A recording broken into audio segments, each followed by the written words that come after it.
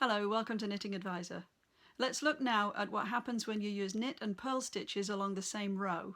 Also, I'll be doing it for a number of rows so that you can see how it builds up into a rib. Down here I did all knit rows, giving me the ridges. The next one I did was to put the ridges all on one side and the smooth side here by using purl on every alternate row.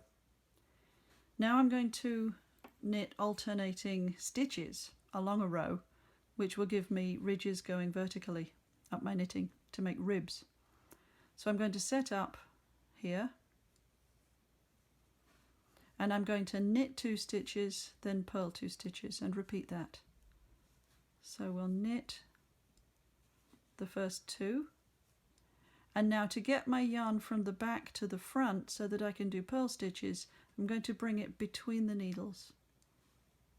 You don't want to go over the top of any needle because that will produce an extra stitch.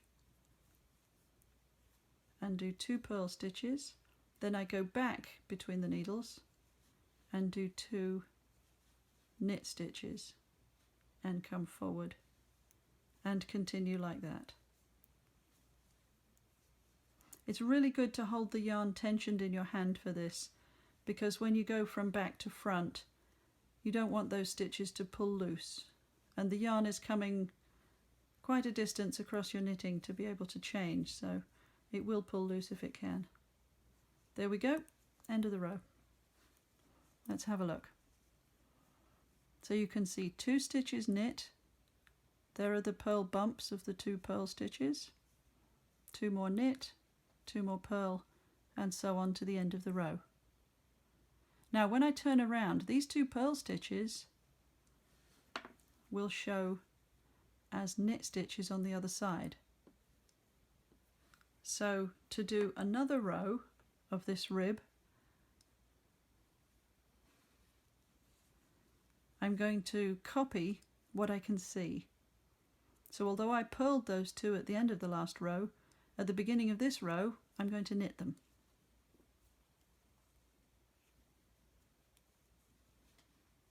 And then purl the next 2, and so on all the way. Now I'm going to do a few more rows and I'll come back to you when I've got a bit further up my knitting and we can have a look at what it looks like over more rows.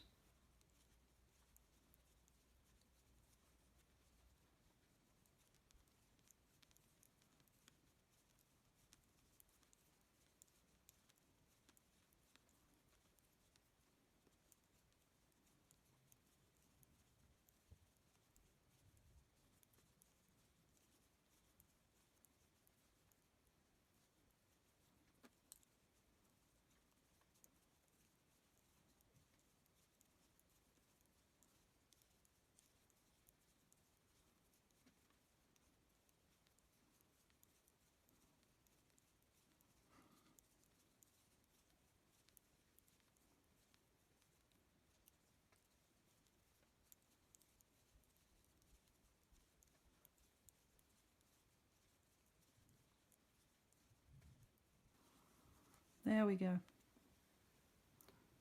Now let's see what's happened. Already you can see it drawing in at the sides. This ribbing really does go much narrower. The stitches also, in comparison with the stocking stitch, they do look a bit bigger. That's because you're switching from knit to purl, and it takes a little extra yarn to go between them, so they do sit just a touch bigger. And you'll find on a lot of patterns that where you're instructed to do a rib on the cuffs or the bottom edge of a sweater or something like that, they will often ask you to use a smaller size needle for this so that the stitch size matches and so that this drawing in creates a nice cuff. But you can see how the column of stitches just stacks up there very neatly. And you can do many different patterns just by alternating knit and purl stitches along each row wherever you choose. Thanks for watching. Please go to knittingadvisor.com to check out our other videos and to leave us a suggestion of any other techniques you would like us to record.